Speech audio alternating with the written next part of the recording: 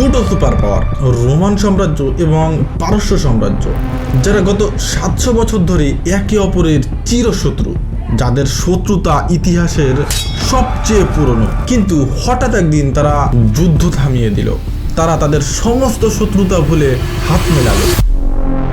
কিন্তু কেন?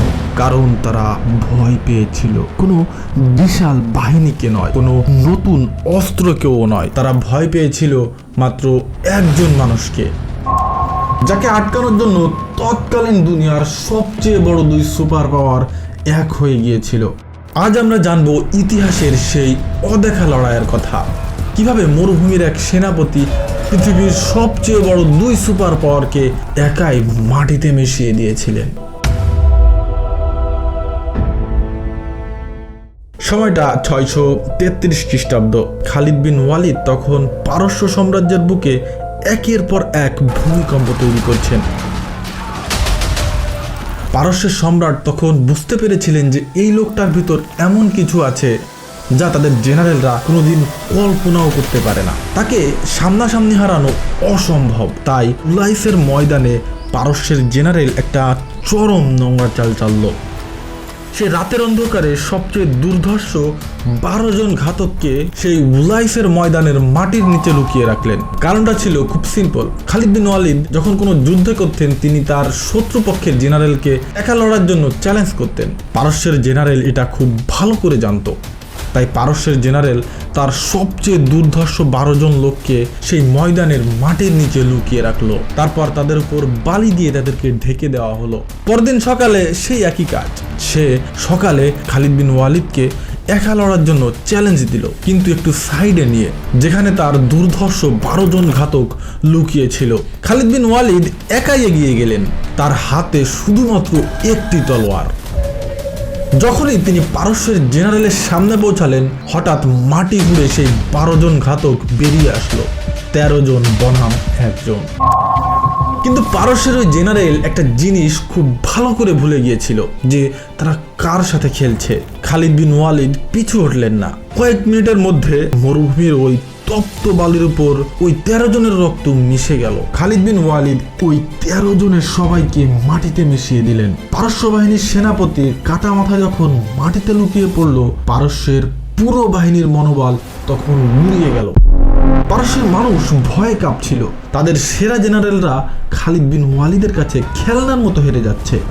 বন্দী হওয়ার পর পারস্যের এক জেনারেল ভয়ে ভয়ে খালিদ রাদিয়াল্লাহু তাআলা আনহুকে বলছিল যে আমাদের পুরো সাম্রাজ্যে তোমার বিষয়ে একটা কথা রটে গেছে, যে আকাশ থেকে খোদ আল্লাহ পাক তোমার জন্য একটা তলোয়ার পাঠিয়েছেন, আর এই জন্যই তুমি কখনো যুদ্ধে হারো না। কিন্তু খালিদ রাদিয়াল্লাহু তাআলা আনহুর আসল ম্যাজিক তলোয়ার ছিল না, বা তার বিশাল সেনাবাহিনী ছিল না।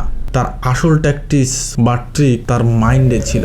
সে ছিল একটা মাস্টার মাইন্ড। তিনি শুধু শহর জয় করতেন না, তিনি যে শহরটা জয় করতেন সেটার ইকোসিস্টেম সম্পূর্ণ বদলে দিতেন। নবী সাল্লাল্লাহু আলাইহি ওয়াসাল্লাম যুদ্ধের সময় যে নির্দেশগুলো দিতেন, আবু বকর রাদিয়াল্লাহু তাআলা আনহু ঠিক সেম নির্দেশগুলো দিয়েছিলেন। কোনো শিশু মারা যাবে না, কোনো নারীর গায়েও হাত তোলা যাবে না, এমন কি একটা গাছও কাটা যাবে না। পারস্যের বাচ্চারা শত শত বছর ধরে নিজেদের দেশের কৃষকদের রক্ত চুষে খেত, কিন্তু খালিদ বিন ওয়ালিদ তিনি সাধারণ মানুষের সম্পত্তি তাদের কাছেই ফিরিয়ে দিতেন। আর পারস্যের বাচ্চা যে ট্যাক্স নিত, তিনি তার থেকে অনেক কম ট্যাক্স নিতেন। ফলাফল কি হলো? যে শহরগুলো আগে মুসলমানদের বিরুদ্ধে নিজের শেষ রক্তবিন্দু দিয়ে লড়ত, এখন তারা সেই পারস্য সম্রাটের বিরুদ্ধে বিদ্রোহ ঘোষণা করল। তলোয়ারের কোনো প্রয়োজনই হলো না, কারণ পারস্য সাম্রাজ্য ভেতর থেকেই ভেঙে পড়ছিল।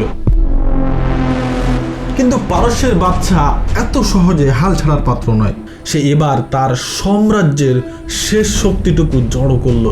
3টি নতুন বিশাল বাহিনী একত্র করলো, মোট ৭৫,০০০ সৈন্য। আর খালিদ বিন ওয়ালিদের কাছে মাত্র ১৫,০০০।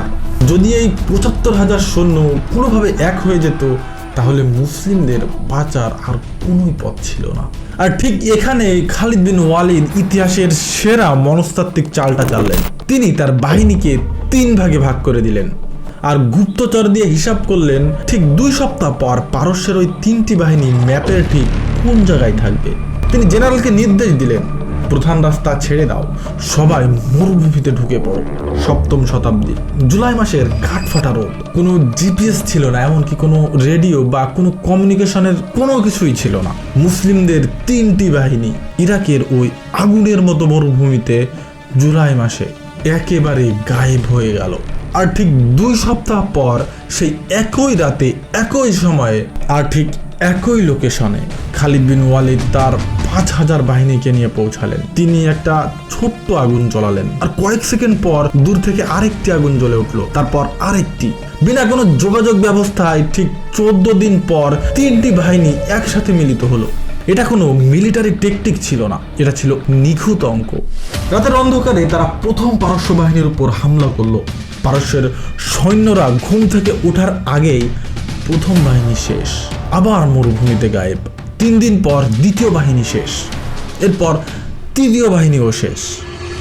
কিন্তু সবচেয়ে বড় টুইস্ট এখনো বাকি। ফিরাজের প্রান্তরে এই শহরটি ছিল তৎকালীন দুনিয়ার 2 পরাশক্তি রোমান আর পারস্যের একদম বর্ডারে। খালিদ বিন ওয়ালিদ যখন সেখানে পৌঁছালেন, তিনি ইতিহাসের সবচেয়ে অবাস্তব দৃশ্যটা দেখতে পেলেন। রোমান আর পারস্য, তারা 715 বছর ধরে একে অপরের চিরশত্রু ছিল।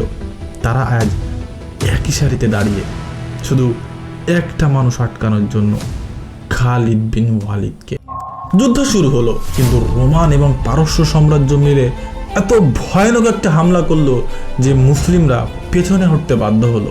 পরিস্থিতি এত খারাপ হলো যে বাঁচার কোনো রাস্তাই ছিল না। খালিদ বিন ওয়ালিদ যুদ্ধের মাঝখানে আল্লাহর কাছে দোয়া করলেন, হে আল্লাহ, আজ যদি আমি জিতি তাহলে আমি মক্কায় গিয়ে হজ করে আসবো। এরপর খালিদ রাদিয়াল্লাহু তাআলা আনহু তার মাস্টার স্ট্রোক ফেললেন। তিনি তার বাহিনীর একটা অংশকে যুদ্ধক্ষেত্র থেকে অনেক দূরে সরিয়ে দিলেন এবং শত্রুদের পেছন দিক থেকে এমন আক্রমণ করালেন, রোমানরা ভাবলো যে মদিনা থেকে নিশ্চয়ই বড় কোনো সেনারা চলে এসেছে। রোমানরা এটা দেখে ভয়ে পালাতে শুরু করলো, আর এটা দেখে তার সাথে পারস্য বাহিনী, তাদেরও মেরুদণ্ড ভেঙে গেল। সেই অসম্ভব যুদ্ধ মুসলমানরা জিতে গেল। ওয়াদা অনুযায়ী খালিদ বিন ওয়ালিদ কাউকে না জানিয়ে ফুল স্পিডে মক্কায় গিয়ে হজ করে এলেন। কিন্তু কিছুদিন পর খলিফা আবু বকরের ইন্টেলিজেন্স সব জেনে গেল। সে খালিদ বিন ওয়ালিদকে চিঠি লিখলেন। খলিফা লিখলেন, পারস্যের সব কাজ ছেড়ে দাও এবং সিরিয়ার দিকে ফিরে যাও, কারণ রোমান বাহিনী আমাদের উপর চেপে বসেছে। পারস্যের অহংকার ভেঙে গেছে, কিন্তু এবার সামনে তৎকালীন দুনিয়ার সবচেয়ে বড় সুপার পাওয়ার, স্বয়ং রোমান সাম্রাজ্য। খালিদ বিন ওয়ালিদকে ইরাক থেকে সিরিয়ায় যেতে হবে, কিন্তু তিনি যে রাস্তাটি বেছে নিলেন সেটা ছিল সাক্ষাৎ মৃত্যুর রাস্তা, পানি ছাড়া এমন এক মরুভূমি যা আজ পর্যন্ত কোনো সেনা দলই পার করতে পারেনি। কিভাবে খালিদ বিন ওয়ালিদ সেই মৃত্যুকূপ পার হলেন? পরবর্তী পর্বে আমরা দেখব ইতিহাসের সেই যুদ্ধ যেটা পৃথিবীর মানচিত্র একেবারে বদলে দিয়েছিল, দ্য ব্যাটেল অফ জামুক। সাবস্ক্রাইব।